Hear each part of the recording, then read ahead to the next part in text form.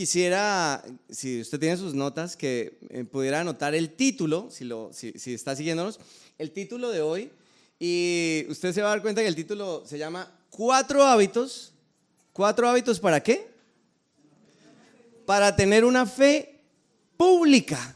4 hábitos para que su fe, la fe que usted tiene en Dios, si ya empezó o si está por empezar, pueda ser pública. Entonces es una fe pública y es algo que está muy relacionado a publicar su fe. Pensaba en cuáles son las cuentas en Facebook o esas cuentas en redes sociales que usted más sigue, las que usted tiene, las que a usted más le gustan. ¿Cuáles son las cuentas en redes sociales que usted tiene y que más le gustan? Tal vez son cuentas que tienen información actual.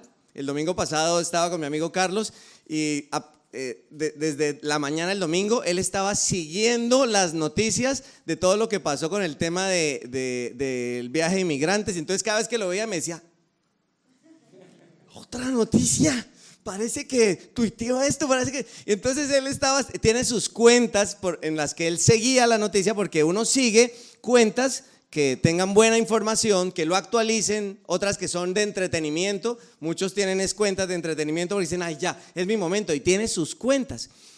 ¿Y cuáles son las cuentas más interesantes? Las que publican, las que hacen pública la información que usted necesita. Usted no sigue una cuenta que no publica nada, ¿cierto? De pronto le da un familiar cuando sacó la cuenta y usted dijo, por solidaridad, lo sigo. Pero luego esa persona ya no publica nada. De pronto es del observador que está siempre sin publicar pero observando. Pero usted no lo sigue ni está interesado porque sabe que él no publica. En la vida cristiana, en esto que pasó en 1 Tesalonicenses, esta iglesia era una iglesia que publicaba su fe. Tenía una fe pública, pero publicaba su fe continuamente. Era muy interesante escuchar de ellos y verlos, porque continuamente ellos estaban publicando algo que era interesante. ¿Usted se imagina una iglesia así? Una iglesia que todos busquen porque todo lo que publica es interesante. Sería muy chévere. Y es el tipo de modelo de iglesia que nosotros quisiéramos, es el tipo de vida cristiana que nosotros quisiéramos tener. Mire el texto como dice, porque estos son los 2 versículos que estudiamos en esta carta de hoy. Para los que nos visitan por primera vez, ¿cómo hacemos los estudios? Nosotros elegimos una carta y vamos verso a verso desarrollando lo que la carta dice. Entonces, en lugar de ir a un lugar a otro, tratamos de llevar la secuencia para entender bien el chisme y para saber de qué es lo que se trata, ¿no? Entonces, hoy nos corresponde el versículo 8 y 10. Llevamos otros capítulos que usted puede encontrar en YouTube de los versículos anteriores. Y el versículo 8 y 10 dice lo siguiente. Ellos están aquí recibiendo una carta de Pablo, esta iglesia. Pablo vino, estuvo con ellos, se fue y les envió esta carta en donde los felicita. Y de lo que él les escribe es que nosotros aprendemos. Versículo 8 dice, y ahora, dice, la palabra del Señor está siendo ¿qué? Anunciada, partiendo de ustedes a gente de todas partes. Este era el alcance que ellos tenían porque ellos publicaban su fe y porque tenían una fe pública.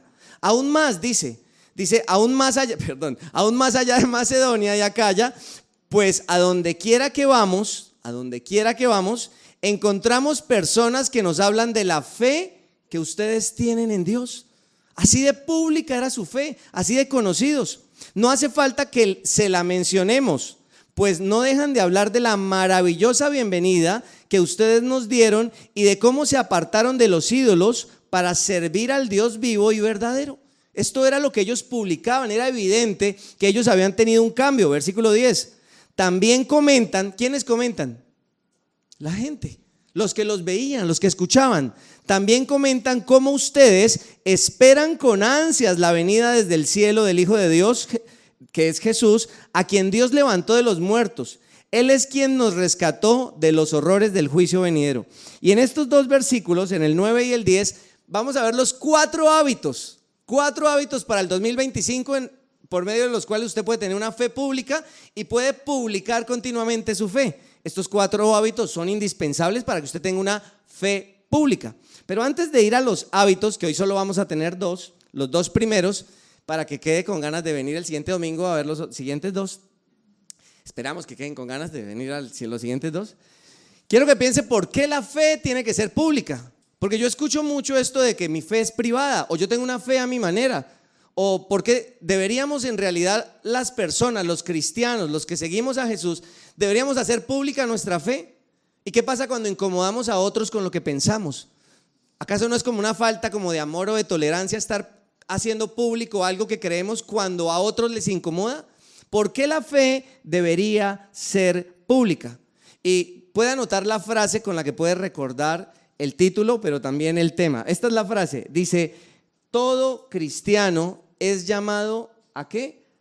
A practicar una fe pública. Esta es la frase con la que usted puede recordar esto. Todo cristiano es llamado a practicar una fe pública. Bueno, entonces la pregunta es, ¿en realidad es así? ¿O es así porque usted lo está diciendo? ¿Por qué la fe debería ser pública? Bueno, pregunta para usted que está escuchándome, tan bonito que se ve ahí todo atento. ¿Está usted listo para publicar su fe? ¿Usted es una persona que se siente lista para publicar su fe?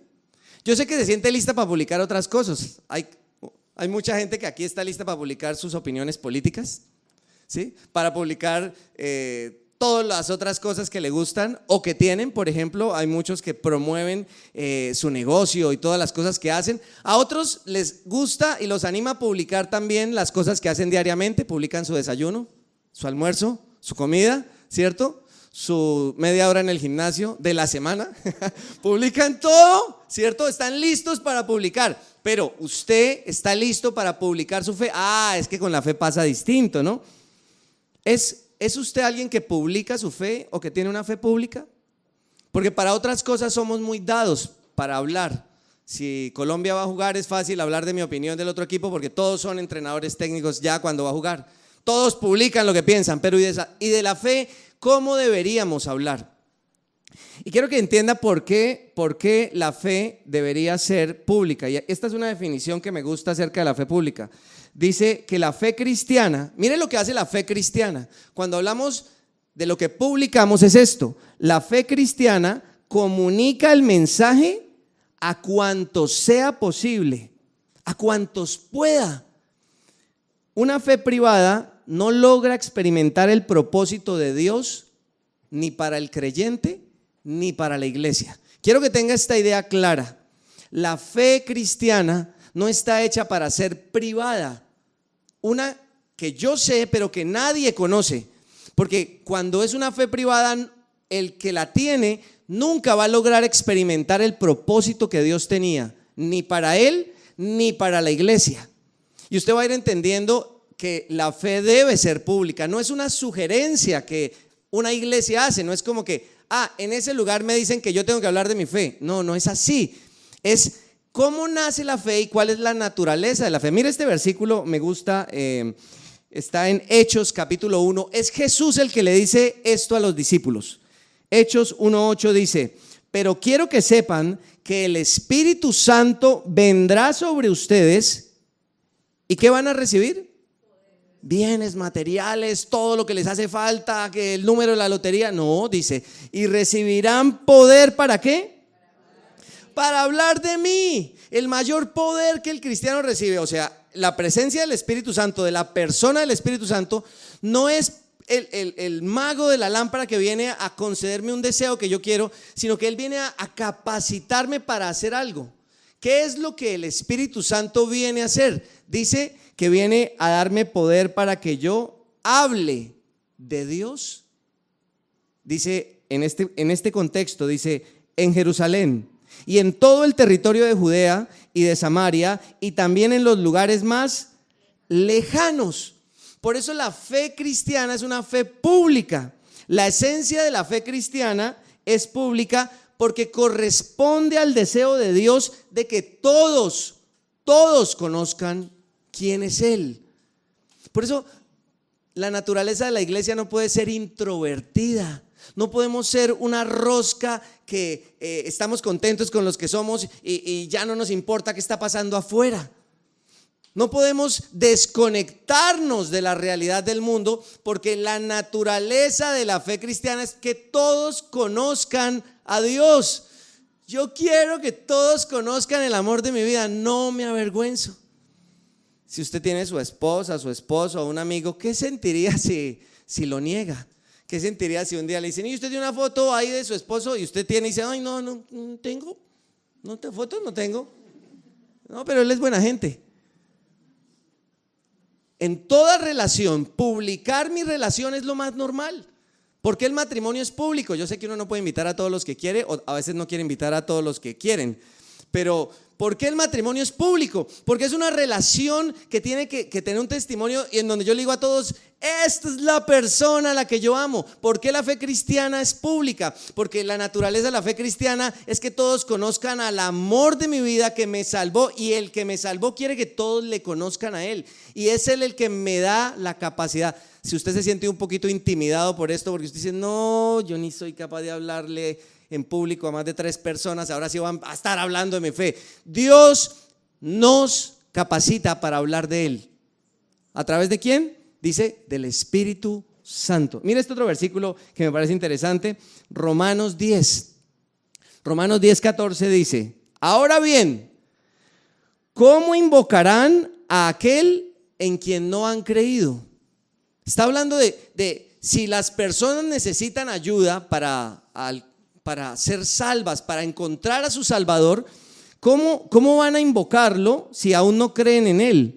¿Y cómo creerán en aquel de quien no han oído? ¿Y cómo irán si no hay nadie o quien les predique?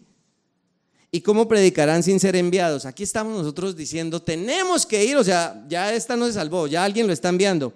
Así está escrito, qué hermosos son los pies de los que anuncian las buenas noticias. Así que la fe pública tiene una naturaleza, tiene que ser clara, reconocible.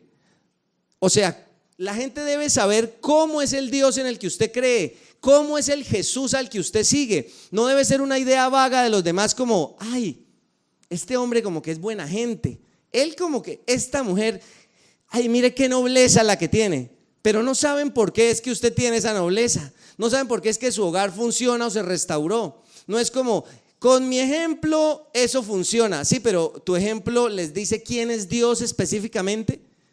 Tu ejemplo les dice, o tu vida les puede decir que algo bonito está ocurriendo, pero para ellos debe ser claro cómo acercarse a Dios, que hay una persona que se llama Jesús, y que Jesús vino a este mundo y se hizo hombre, y que haciéndose hombre tomó el lugar que nosotros teníamos. ¿Sí ves que eso es un contenido que uno no capta solo viendo un buen ejemplo?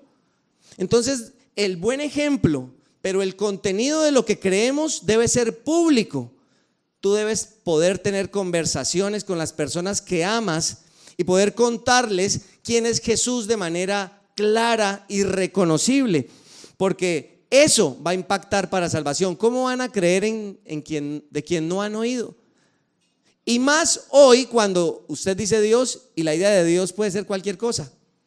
Por ejemplo, Dios te bendiga, y todos en el salón pueden contestar, gracias, amén, sí, pero todos creen algo distinto. ¿Cómo sabes cuál es el Dios que te va a bendecir o cómo es que Dios te bendice? Debe ser una fe reconocible.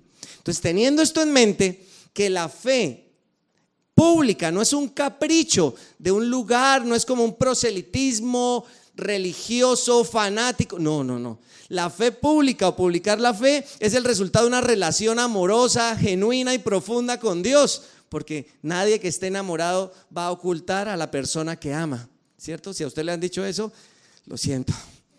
Sí, esto es solo para nosotros. Es que yo quiero que nuestra relación no sea pública porque es que la gente, no. Usted quiere que los demás sepan quién es usted. Dios quiere que los demás lo conozcan.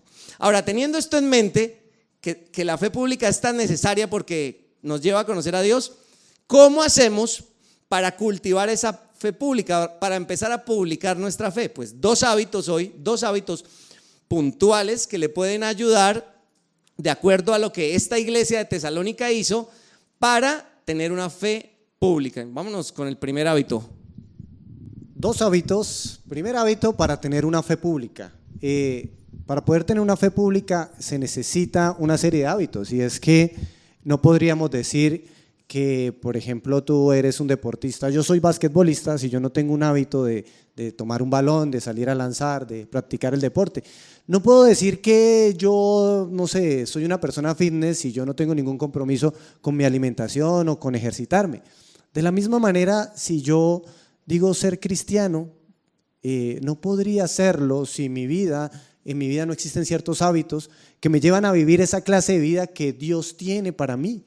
Y esto es lo que se veía y era evidente en la vida de los tesalonicenses. Ellos tenían ciertos hábitos que los llevaban a hacer pública su fe. Realmente hay cosas que ellos hacían que impactaban su entorno. Vamos a leerlo en la Escritura, vamos a mirar qué dice la Biblia en los versículos que nosotros hemos estado estudiando y tratemos de identificar qué hábitos tenían o cuál era uno de esos hábitos. Uno de esos hábitos. Entonces, Ricardo.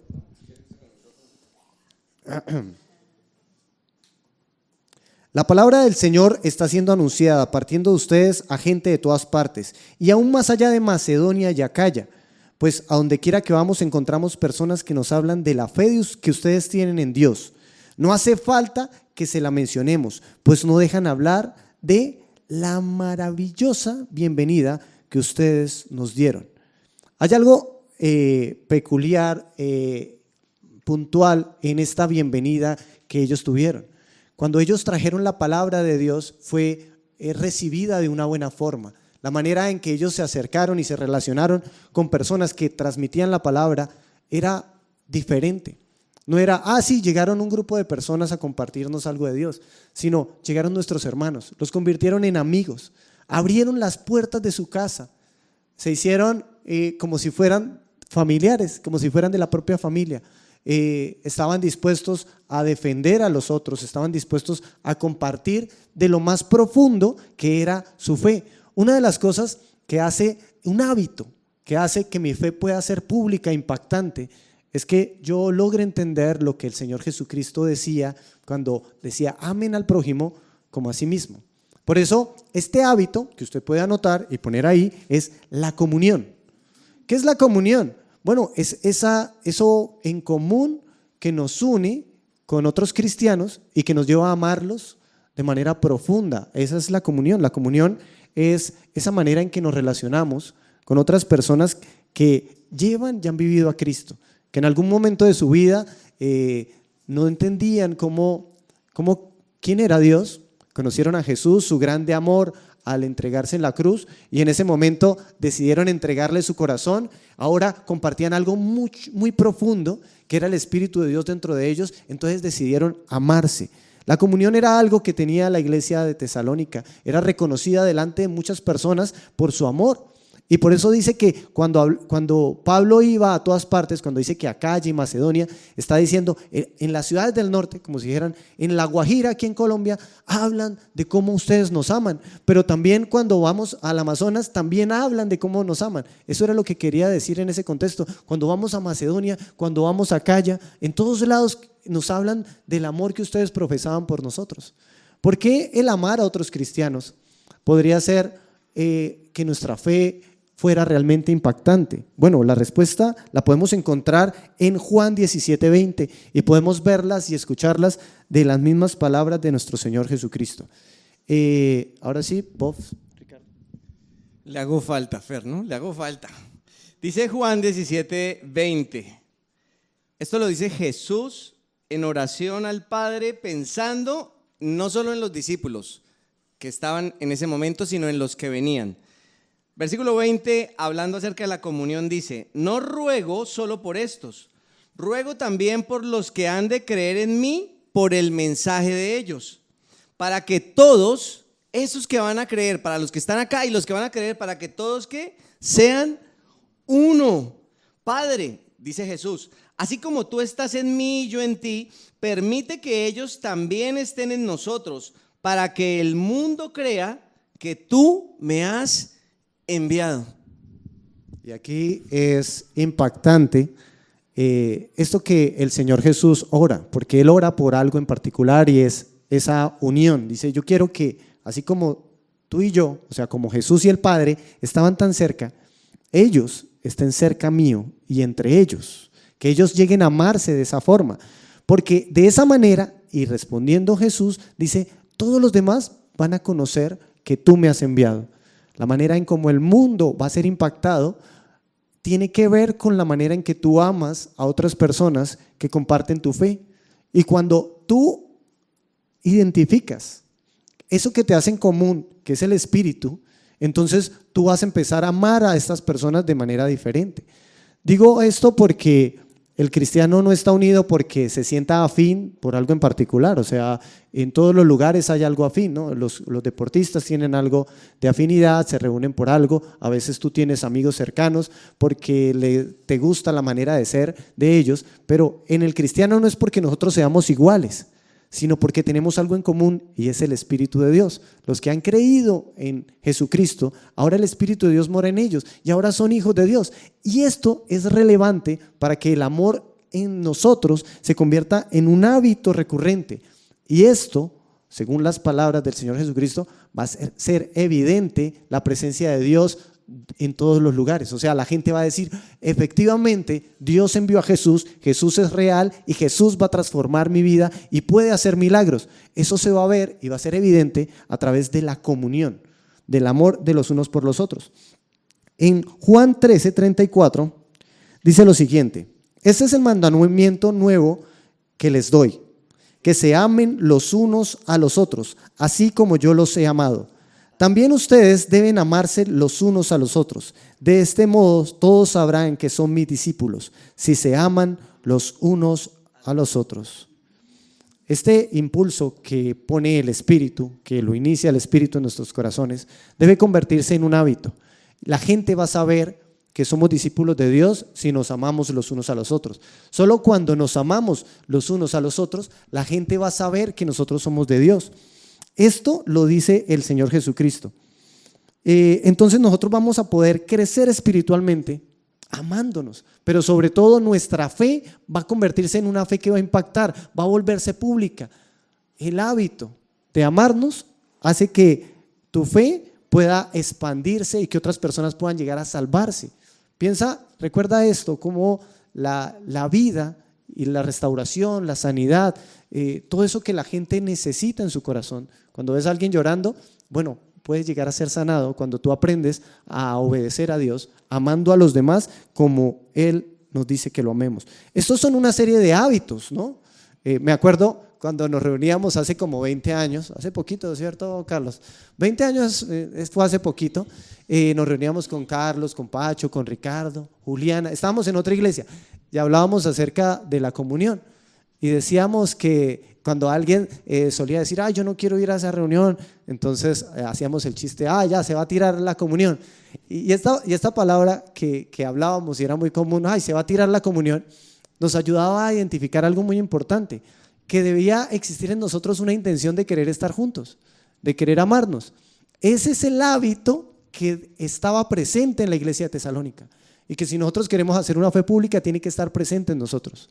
¿Cómo lo podríamos poner en práctica? O sea, ¿qué haríamos? ¿Qué deberíamos hacer? Bueno, deberíamos empezar como lo hizo Pablo, orando los unos por los otros. Deberíamos realmente interesarnos e incluir en nuestra vida un tiempo de oración entre nosotros. O sea, deberíamos reunirnos a las noches de oración y orar por alguien más. También ir para que oren por mí. Deberíamos estar juntos orando por las necesidades y cuando tú estés en tu casa, orar por tu iglesia y decir, Dios, por esta persona, por esta, con nombre propio, porque demuestra que tú estás involucrado en el amor hacia otras personas. ¿Y qué tal encontrarte con ellos? No puedes amar a alguien con el que no estás cerca, no puedes expresarle tu amor, no vas a poder cumplir con este mandamiento si te aíslas. Entonces uno de los hábitos es que tú empieces a sacar tiempo para estar con otros cristianos como lo hacía la iglesia de Tesalónica. Por eso es que es tan relevante esta idea de no dejar de congregarnos. No dejar de congregarnos era importante. En la iglesia primitiva existían, muchas personas fueron relevantes. En la palabra aparece Lidia, una mujer que trabajaba, que era muy importante, una empresaria, y ella abrió su casa para recibir a las personas para que se sentaran a compartir la palabra. O también tenemos aquí a Jasón, a Filemón. Filemón abrió su casa y dejó que dentro de su casa fuera una iglesia. Dijo, ¿qué tal si nos reunimos en mi casa? Mi casa es grande, hagamos una iglesia, compartamos del amor de Dios. Y esto lo hizo. Aquila y Priscila también lo hicieron. Esto era normal en los cristianos, tener un hábito de reunirse, de estar juntos. Era importante, hacía parte de los hábitos fundamentales. Entonces, si queremos tener una fe pública, la comunión es relevante para poder compartir el mensaje de Jesús a todos los demás. Y bueno, esto es pensando en el primer hábito para una fe pública, pero les dije que eran dos y aquí vamos a entrar en la recta final. A veces en un vuelo las partes más turbulentas son empezando o aterrizando. Y aquí vamos a aterrizar y les sugiero que se abroche el cinturón, que recoja la bandejita, que esté muy atento a lo que va a escuchar, porque el segundo hábito nos va a llevar a algo impactante pero muy práctico. Y este segundo hábito quiero leerlo en el texto de hoy. Mire que estamos leyendo. Esto es lo que usted puede hacer en casa cuando lee la palabra. Va al versículo, lo lee una y otra vez y se pregunta: ¿qué me muestra esto de Dios? ¿Qué me muestra esto de los creyentes?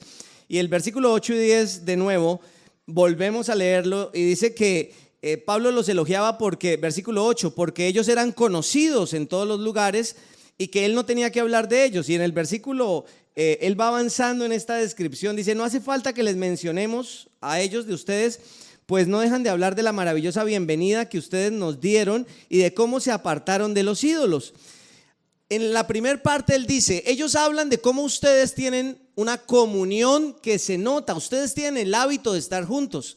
En Hechos capítulo 2 se describe a la primera comunidad de creyentes de la misma manera. Cuando creyeron, empezaron a reunirse y se reunían a compartir en sus casas y compartían en la sinagoga y compartían en todos los lugares. Entonces la comunión era un hábito visible.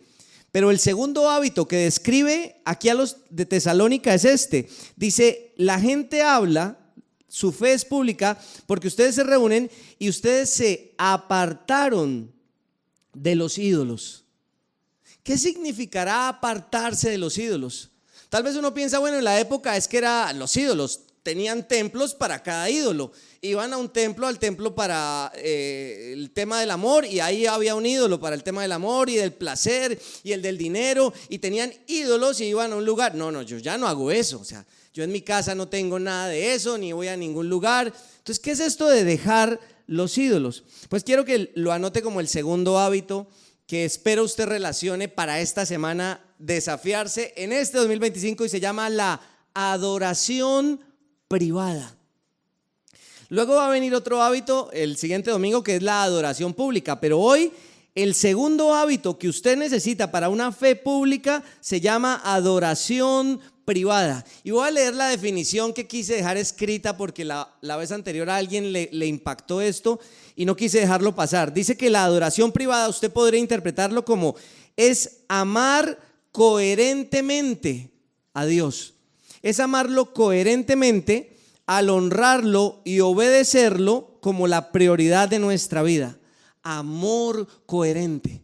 ¿Sí? No es este amor de que yo te amo y por eso soy indiferente contigo, o yo te amo y por eso es que yo salgo con otras personas. Yo te amo, no, ese no es amor. Usted diría, pero ¿qué es lo que pasa? Ese es el amor tóxico, que las relaciones tóxicas. Es que yo te amo y por eso es que tú me obligas a hacer esto. No es coherente. El amor coherente corresponde a generar algo bueno en la otra persona. Y cuando hablamos de un amor coherente con Dios, significa honrar a Dios y obedecerlo como la prioridad de nuestra vida. Podrías decir que en tu vida es un hábito esforzarte cada día por tener una adoración privada, o sea, un amor coherente con Dios. Bueno, ¿cómo lo vamos a entender? Y quiero que mire lo que dice Jeremías capítulo 2. Este Jeremías es muy al corazón, pero no a las emociones, sino a lo profundo de nosotros. Jeremías 2 dice, Jeremías es el profeta y Dios está hablando al pueblo, va a hablar al pueblo a través de Jeremías y dice Dios a través de Jeremías: pues mi pueblo ha cometido dos maldades. Me ha abandonado a mí, la fuente de agua viva, y ha cavado para sí cisternas rotas que jamás pueden retener el agua. Resulta que en Israel, en una tierra que debe preservar muy bien el líquido precioso que es el agua, porque la tierra puede ser muy árida, entonces las personas debían cavar cisternas o espacios en donde pudieran acumular y guardar el agua, ¿cierto? ¿Para qué? Pues para que cuando ya no hubiera lluvia o cuando ya pasara la oportunidad, ellos tuvieran una reserva. Eso era una cisterna, un lugar donde usted guardaba agua. ¿Pero qué es una cisterna rota? Es una cisterna que no sirve, porque usted echa su agüita preciosa ahí y luego va a buscar eso que usted tanto necesita y no está, se le fue, porque la cisterna está ¿cómo? Rota. Y lo que Dios está diciendo es: yo soy, les decía Dios al pueblo, yo soy el agua que ustedes necesitan, yo soy toda la abundancia que ustedes necesitan, pero en lugar de buscarme a mí, ustedes prefirieron cavar cisternas aparte y aparte rotas. O sea, le está diciendo: ustedes no me tienen como la prioridad de su vida porque ustedes buscan una satisfacción temporal y personal lejos de mí. Y ese es el problema de la idolatría, porque si hablamos de una adoración privada, significa abandonar un ídolo. Pero un ídolo, ¿qué significa? Es eso a quien yo recurro, o es eso, o es ese alguien a quien yo recurro para satisfacer una necesidad temporal, para buscar algo que en lugar de buscarlo en Dios, voy a buscarlo de otra manera. La adoración privada puede ser un hábito para usted, porque es pasar de las buenas intenciones de yo quiero amar a Dios a empezar a tomar decisiones para apartarse de todo aquello que hoy está en su vida, que está reemplazando el lugar que Dios debería tener. Porque si tú buscas tu seguridad, tu satisfacción, tu reconocimiento, si tú estás buscando eso que tú necesitas, pero no lo estás buscando en Dios, no a través de Dios, no me malinterprete, no es, bueno, pues no, yo le pido todo a Diosito. No es que le pidas a Él que te dé algo, es buscar en Él tu satisfacción, no los medios de tu satisfacción. O sea, Él puede proveerte, pero lo que tienes que entender es que la vida cristiana se trata de encontrar en Dios tu plenitud. No es que Dios te da el trabajo, Dios te da la salud, Dios, sí, de Él proviene todo eso, pero aunque no lo recibiera, si lo tengo a Él, podría decir que Él es para mí suficiente. Una cisterna rota es cuando tú te aferras a algo y dices: cuando yo tenga esto, voy a ser feliz. O una cisterna rota es eso que tú dices: si esto yo lo pierdo en mi vida se acaba. Y Dios quiere que ambas cosas estén dirigidas a Él, que tú puedas pensar: si yo tengo a Dios, lo tengo a todo, lo tengo absolutamente todo, y aunque no tenga lo demás, si lo tengo a Él, es suficiente. Mientras Él no sea lo suficiente para mí, yo sigo teniendo unas cisternas ahí, donde voy a buscar una satisfacción en el momento, pero aparte de todo es una cisterna rota, porque no logra darme ni suplirme todo lo que yo necesito. Entonces, abandonar la idolatría significa dejar esos lugares de seguridad y de satisfacción distintos a Dios y empezar a decir en una adoración privada: voy a hacer de ti mi lugar seguro y mi lugar suficiente. Te voy a buscar a ti no como el medio para encontrar algo, sino te voy a buscar a ti como el fin de todo. Tú eres el fin, Dios. Tú eres el fin, Jesús. Tú eres lo que yo necesito. Cuando empezamos a ver a Dios de esa manera, no como el medio para alcanzar algo, sino como el fin de todo lo que yo necesito, eso es la adoración privada, porque empieza a llevarme a un amor coherente. Sin embargo, el siguiente versículo tal vez te va a dar una idea también muy práctica para tener un hábito. Romanos 6:13 dice lo siguiente, y este es Pablo hablando de aquellos que se encuentran con Dios y pueden tener una nueva vida. Romanos 6:13 dice: no dejen que ninguna parte de su cuerpo se convierta en un instrumento del mal para servir al pecado. En cambio, entréguense completamente a Dios, porque antes estaban muertos, pero ahora tienen una vida nueva. Esa es la adoración privada. Así que usen todo su cuerpo como un instrumento para hacer lo que es correcto, para la gloria de Dios. Eso es la adoración privada. Todo lo que yo soy lo voy a usar para su gloria, porque Él es suficiente para mí. Versículo 14, que el pecado, dice, el pecado ya no es más su amo, porque ustedes ya no viven bajo las exigencias de la ley, en cambio viven en la libertad de la gracia de Dios. No dejen, dice, no dejen que el pecado los domine, porque la idolatría, o sea, el tener una adoración, una honra, algo distinto a Dios, siempre me lleva a ser esclavo del pecado. No dejen que el pecado los esclavice. A ver, Dios, pensaba, este 2025, ¿qué debo interrumpir en mi vida que está impidiendo que yo tenga una adoración privada con Dios, que está impidiendo que yo lo ame a Él coherentemente? Yo te amo, pero al mismo tiempo estoy haciendo otra cosa, entonces es un amor que no es coherente. ¿Qué es? ¿Qué es eso que yo debo interrumpir? Tal vez es el hábito de escuchar las conversaciones equivocadas. Tal vez es el hábito de opinar de la manera equivocada. Tal vez eso se llama mentira, tal vez eso se llama chisme, tal vez eso se llama crítica. ¿Por qué tengo que opinar siempre de todo lo que la gente habla? ¿Cierto? ¿Por qué debería entonces la gente tener que escuchar mi opinión? ¿O por qué siempre todo es desde mi perspectiva negativo? ¿No ha pensado en eso? Que puede ser algo que sea habitual en su vida, una visión, una cosmovisión pesimista de todo. No hablo del positivismo, sino hablo de si Dios realmente está presente, ¿no podría ver yo el futuro con optimismo? ¿Qué es eso que debo interrumpir? Tal vez es un hábito que nadie conoce, pero sé que me está destruyendo porque ocurre en mi intimidad. Así como la adoración es privada, porque es dentro de mí, en mi corazón, también los pecados pueden ser privados.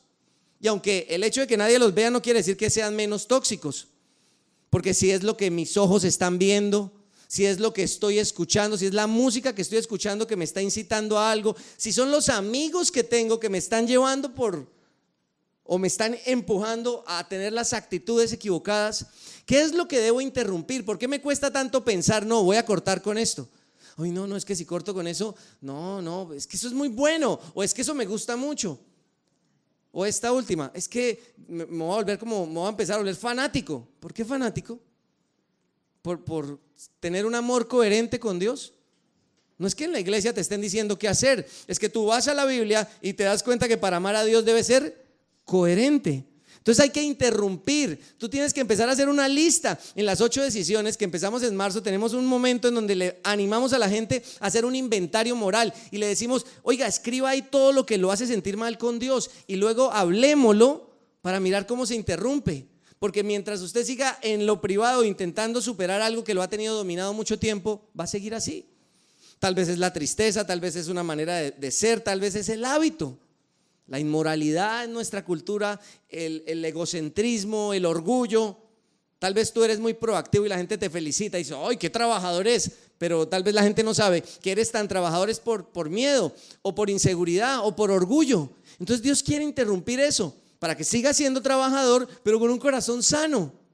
Pero tienes que interrumpir una idolatría que hay tal vez a ciertas metas, ciertos sueños, ciertos anhelos que tú dices, es que si no los tengo no voy a ser feliz.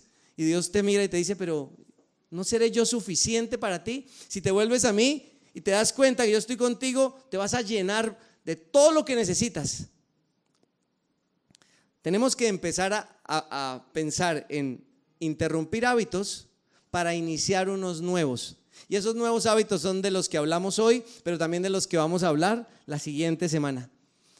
¿Qué viene para ti en el 2025? ¿Cuáles son las adicciones que tú vas a reconocer que debes interrumpir para tener una adoración privada o un amor coherente? Practicar la adoración privada significa que tú no te justificas y empiezas a manifestar. Esta palabra manifestar esta vez es tan... O sea, a hacer visible lo que estás haciendo para poder tratarlo. Te animo a que hoy pienses cuál es el siguiente paso que debes dar en tu relación con Dios para una adoración privada. Entonces tenemos dos hábitos que si los seguiste pueden ser prácticos para ti. ¿Cuál es el primer hábito? El hábito de... Y el segundo hábito es el hábito de adoración privada. Voy a poner mi honra a Dios, mi obediencia a Dios como una prioridad. Y cuando mañana o en un momento tú pienses, ¿a quién quiero agradar más? ¿Quiero agradarme más a mí o quiero agradar a Dios? Entonces toma la decisión. Y estás en el conflicto con tu pareja y dices, ¿a quién quiero agradar más? ¿A mí, a mi pareja o a Dios? Quiero agradar a Dios. Y eso te va a llevar por un camino de decisiones nuevas. Porque si quieres agradarlo a Él, vas a empezar a actuar de acuerdo a lo que Él y a sus principios, Él te ha dicho, te ha revelado. Entonces, es una relación de amor correspondida. Pensemos en una fe pública hoy. Pensemos en cómo publicar nuestra fe. ¿Estás listo para empezar a publicar de tu fe? También funciona publicar tu fe contándole a otros lo que hiciste el domingo. También funciona publicar tu fe cuando pones en tu estado eso que Dios te dijo en la mañana y lo puedes compartir. Porque si todos comparten y publican lo que piensan, también lo que tú publiques acerca de tu fe puede ser útil para otros, empezando contigo. Porque cuando tú publicas tu fe, te animas a exponerte y a que los demás sepan quién eres, qué crees. Y yo sé que después te vas a tener esta idea de, pero es que luego yo digo que soy esto, la embarro y ahí me caen todos. Sí, también para eso sirve la fe pública, para que cuando te caigan tú te arrepientas, porque si nadie sabe quién eres tú y tú sigues haciendo y no hay nadie que te corrija, ni por un lado ni por el otro, entonces anímate a publicar tu fe, anímate a tener esa fe pública que te lleve a que otros conozcan quién es el Dios y el Jesús al que tú sigues. Creo que es momento de orar. Creo que es momento de cerrar esta enseñanza pensando en una fe pública, en publicar nuestra fe y en que esto no puede estar basado en buenas intenciones. Esto debe estar apoyado en acciones coherentes. Acciones. ¿Qué debo empezar a hacer?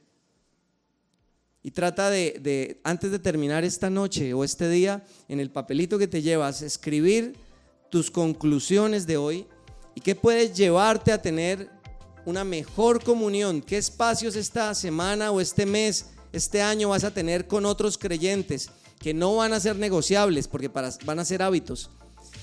¿Y qué vas a hacer para interrumpir esos pequeños ídolos, esas adicciones y reemplazarlos? ¿Qué vas a hacer? ¿A quién se lo vas a contar? Vas a exponerlo con Dios, pero con otros, personas confiables. Quiero invitarte a que oremos pensando en una fe pública y en publicar nuestra fe. Quiero pedirte que lo hagas, quiero pedirte que pienses en eso, quiero pedirte que te tomes este momento para decir esas palabras. Quiero tener una fe pública, o quiero dar el paso para empezar a tener una fe pública, o no conozco esa fe de la que me están hablando, quiero conocer esa fe hoy que la escuché.